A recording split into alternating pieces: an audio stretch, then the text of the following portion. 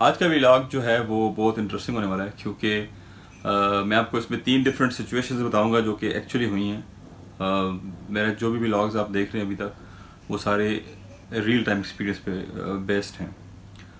तो जो इस व्लॉग में बात करने जा रहा हूँ मैं वो है कि आपका टाइम से पहले क्वारंटाइन कतर में, चाहे वो आप यहाँ पे किसी भी रेड लिस्ट कंट्री से आए हों और यहाँ पे आपने किसी भी वजह से आना हो, अराइवल वीज़ा हो या आपका वर्क वीज़ा हो या आपने ट्रांजिट लेना हो, किसी भी सूरत में आपको वक्त से पहले किस तरीके से आपका क्वारंटाइन जो है वो ख़त्म हो सकता है। रेड लिस्ट की मैं बात कर रहा हूँ, ग्रीन लिस्ट का मुझे नहीं पता।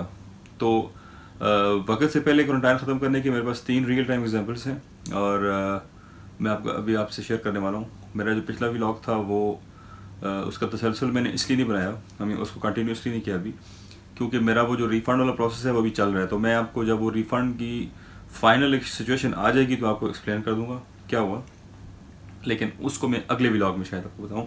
इस व्लॉग में आपको मैं 3 डिफरेंट सिचुएशंस जिसमें आपका क्वारंटाइन वक्त से पहले, टाइम से पहले ख़त्म हो सकता है, इंडिया, पाकिस्तान, बांग्लादेश, नेपाल, जो भी कंट्री हो। तो सबसे पहले जो केस है वो है मेरा। मैं 9 सितंबर को यहाँ पे अराइवल हुआ और 15 सितंबर को मैं रिएक्टिव आने की वजह से बाहर आ गया और मेरा जो फुली वैक्सीनेटेड और मैं आपको दिखाता हूँ स्क्रीन में साथ जो स्टेटस मेरा एतराज़ का रहा है। हुआ कुछ भी नहीं था, मैंने कुछ कमाल नहीं किया, मैंने सिर्फ ये किया है कि अपना जो डॉक्टर था वहाँ पे, जो हेल्पलाइन थी, जो एतराज़ की टेक्निकल टीम थी, इन सब के साथ मैं कोऑर्डिनेशन में था। और मेरे जानने वाले यहाँ पे डॉक्टर साहब हैं, डॉक्टर सैफ, उन्होंने मुझे वो टेक्निकल शीट भेज दी थी जिसमें रिएक्टिव के काउंट के बारे में बताया हुआ था कि इसके काउंट अगर इतने होते हैं तो उसका ये इम्पैक्ट होते हैं। बेसिकली मुझे एक कमेंट पे आया था पिछली वीडियो में और उसमें किसी ने कहा था कि रिएक्टिव आप गलत बता रहे हैं लोगों को, रिएक्टिव का मतलब पॉजिटिव ही होता है। कुछ लैब उसको रिएक्टिव लिखती हैं, कुछ उसको डिटेक्टिव लिखती हैं, कुछ उसको पॉजिटिव लिखती हैं वगैरह वगैरह। तो मैं बताना चलूँ कि जो रिएक्टिव होता है वो it is kind of positive, ये पॉजिटिव की ही किस्म आप इसे कह सकते हैं, लेकिन इसके ऊपर आप बहस कर सकते हैं। इसके ऊपर आप एक डिटेल, इसके ऊपर आप रिव्यू ले सकते हैं डॉक्टर से कि आपके काउंट कितने हैं। किसी भी जो आपके वायरस आपके अंदर होगा, चाहे वो इसका है चाहे वो कोई भी और बीमारी हो, तो उसके काउंट भी आपको देखने चाहिए। तो जो रिएक्टिव होता है उसके काउंट थोड़े कम होते हैं, वो आपके लिए और दूसरों के लिए थोड़ा कम डेंजरस होता है और वो हो सकता है आपके वैसे भी वैक्सीन की वजह से या किसी और वजह से भी आपका वो उसके काउंट थोड़े ज़्यादा हो सकते हैं या कम हो सकते हैं। तो इसलिए आप इसके ऊपर एक उनके साथ बात कर सकते हैं। उसकी मिसाल मैं खुद हूँ। मैं खुद जब रिएक्टिव आया था तो मुझे आइसोलेशन में भेजा, फिर वहाँ से मैंने उनसे बहस की, फिर मुझे उन्होंने दोबारा टेस्ट किया 5वें दिन, मतलब 14 सितंबर को, और 14 सितंबर को फिर 15 को मेरा फिर रिएक्टिव आ गया। उसके बावजूद मुझे उन्होंने घर भेज दिया और उसके बावजूद मेरा एतराज़ भी ग्रीन है और फुली वैक्सीनेटेड भी हूँ और बाहर भी जा रहा हूँ। और उसके साथ ही दूसरा जो मेरा रूम पार्टनर था जुनैद, उसके साथ बेचारे के साथ बड़ी मतलब हार्ड लक हुई है कि वो आया था वीज़ा ऑन अराइवल पे 30 दिन के लिए, और हुआ ये कि उसका नेगेटिव आया पहले भी, और जब लास्ट मतलब 19 को जब उसका रिपोर्ट आई तो वो भी नेगेटिव थी, लेकिन उसको 7 दिन के लिए मज़ीद क्वारंटाइन में भेज दिया और उसका एतराज़ भी येलो ही है और उसकी वैक्सीनेटेड को भी अप्रूवल नहीं मिला अभी तक। मैंने एस्ट्राजेनेका लगाई हुई थी, उसने मॉडर्ना लगाई हुई थी, और वो बेचारा 30 दिन के वीज़े पे और 17 दिन उसकी क्वारंटाइन में गुजरेंगे। उसमें उसकी गलती नहीं है।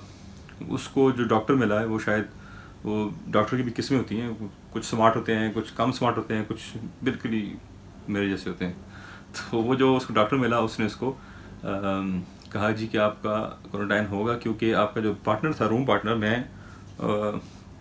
मैं पॉजिटिव या रिएक्टिव था, और जबकि मैं उससे 5 दिन पहले घर भी था और मुझे इसी कानून ने, इसी डॉक्टर ने, इसी किस्म के डॉक्टर ने अप्रूवल भी दे दिया। तो ये डिपेंड करता है कि आपका डॉक्टर किस किस्म का है और आपने उससे किस तरह कैरी ऑन किया है और आप खामोश बैठे हैं कि नहीं बैठे। क्योंकि हमारे इंडिया, पाकिस्तान, बांग्लादेश के जो लोग हैं जब वो यहाँ आते हैं तो उनकी कोशिश होती है कि हमें जहाँ से जो भी हो हम उसे एक्सेप्ट कर लें, खामोशी से हाथ बढ़ के बैठ जाएँ। तो ऐसा नहीं करना चाहिए आपको बदतमीज़ी भी नहीं करनी चाहिए, लेकिन आपको अपने राइट के लिए अपनी बात को एक्सप्लेन करना चाहिए और उसके ऊपर रिसर्च करनी चाहिए, ना कि होटल में बैठ के होटल को एंजॉय करना चाहिए या उसके डिप्रेशन को लेना चाहिए। तो कोशिश करने में कोई हर्ज नहीं है, वट एवर हैपन्स, जो भी हो आपको कोशिश करनी चाहिए। तो बहरहाल ये तो दोस्त आपको मैंने सिनेरियो बता दिए जिसमें डॉक्टर की मेहरबानी की वजह से एक टाइम से पहले आ गया और एक को एक्स्ट्रा टाइम रहना पड़ गया दूसरे की वजह से जो ऑलरेडी बाहर था। अच्छा, तीसरी सिचुएशन जो कि बहुत ही सरप्राइजिंग है, जो कि कल हुई है। मेरे एक और जान पहचान वाले हैं, वो आए थे कतर। उनका अकेले का यहाँ पे था, वो क्वारंटाइन था होटल में। वो with in 24 hours quarantine free होके बाहर भी आ गए थे।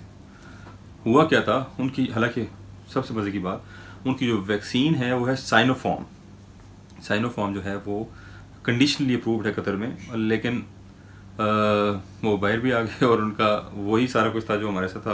हम भी सेम कंट्री से आए, सेम सब कुछ था, लेकिन बस वो बाहर आ गए। उसकी पीछे लॉजिक क्या थी? उनकी वजह ये थी कि जो साइनोफार्म है वो कंडीशनली अप्रूव्ड है और उसके लिए आपका अराइवल के बाद नेगेटिव आना पीसीआर का, और पीसीआर के नेगेटिव आने के बाद आपका जो एंटीबॉडी टेस्ट है वो भी पॉजिटिव आना चाहिए, तब आपका वो साइनोफार्म एक्सेप्ट होती है। अब वो जो डॉक्टर साहब बैठे हुए थे और ये वो मुझे बता रहे थे कि वो अकेले के साथ ऐसा नहीं हुआ, 3-4 लोग और भी थे जिनके साथ ऐसा हुआ है। इंडिया से थे कुछ, एक आध फैमिली, उनके साथ भी इस रही। उन्होंने नेक्स्ट डे उनको घर भेज दिया।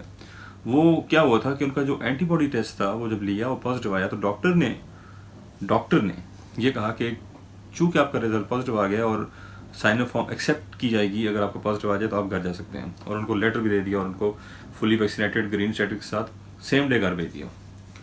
अब ये जो सीन है इसमें जो डॉक्टर साहब थे उनको ये अंडरस्टैंडिंग नहीं हो सकी कि जो साइनोफॉर्म है, शायद मैं समझ रहा हूँ, क्योंकि लीगली तो आपको यहाँ पे 10 डेज़ का क्वारंटाइन करना ही करना है, चाहे नेगेटिव है, चाहे पॉजिटिव है, चाहे जो भी है।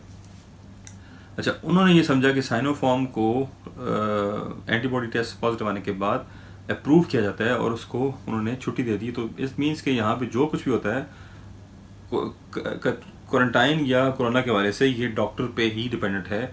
इसके साथ गवर्नमेंट ज़्यादा इंटरफेयर नहीं करती। गवर्नमेंट सब डिपेंड करती है टोटली ऑन डॉक्टर्स। अब डॉक्टर का स्मार्ट होना, बेवकूफ़ होना या मिडिल में होना, ये बहुत ज़रूरी है। तो ये आपकी लक भी हो सकती है, लेकिन आपको करना क्या चाहिए कि आपको इस चीज़ को नेगोशिएट करना चाहिए कंटिन्यूसली बेसिस पे, चाहे आपको आगे से कोई भी रिस्पॉन्स मिले, तरीके के साथ, विद इन्फॉर्मेशन, विदाउट इन्फॉर्मेशन नहीं करना चाहिए। तो ये आपको जो मैं ये 3 सिचुएशन बताई हैं, इसके अगेंस्ट आपको, जब आप पाकिस्तान से, इंडिया से, बांग्लादेश कहीं से भी आए हैं, तो आपको इनके ऊपर काम करना चाहिए। आप वहाँ से कौन सी वैक्सीन करके आए हैं, यहाँ पे आपके साथ क्या होने वाला है, एयरपोर्ट की अथॉरिटीज़ ने आपसे डेटा कंप्लीटली लिया कि नहीं लिया, जल्दबाजी नहीं करनी, डरना नहीं है। वहाँ पे आपने वो पूरा डेटा एग्जैक्टली उनको देना है जो आपके पास है। होटल पहुँचने के बाद आप अपने डॉक्टर के साथ कम्युनिकेट करें, जो आपका डॉक्टर होगा, चाहे होटल है, चाहे वो मैकेनीज़ है, चाहे वो आइसोलेशन, जो भी हो, आपको डॉक्टर के साथ अपनी कम्युनिकेशन को बरकरार रखना है।